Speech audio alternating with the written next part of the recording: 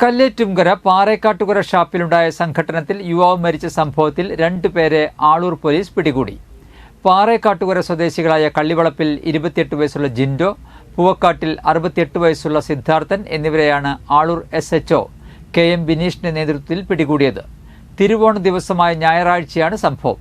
കല്ലേറ്റുംകര വടക്കുമുറി സ്വദേശി 41 വയസ്സുള്ള കാച്ചപ്പള്ളി ജോബിയാണ് മരിച്ചത്.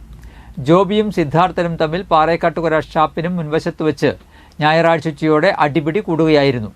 അതേസമയം ബൈക്കിൽ വരികയായിരുന്ന ജിൻഡോ ഇരുവരെയും പിടിച്ചു മാറ്റുന്നതിനിടയിൽ ജോബിയുമായി വാക്കുതർക്കത്തിലാവുകയും മർദ്ദനത്തിൽ കലാശിക്കുകയുമായിരുന്നുവെന്ന് പോലീസ് പറഞ്ഞു. തുടർന്ന് സംഘട്ടനത്തിൽ റോഡിൽ വീണുകിടന്ന ജോബിയെ വീട്ടുകാരെത്തി തൃശൂരിലെ മെഡിക്കൽ കോളേജ് ആശുപത്രിയിൽ എത്തിക്കുകയായിരുന്നു.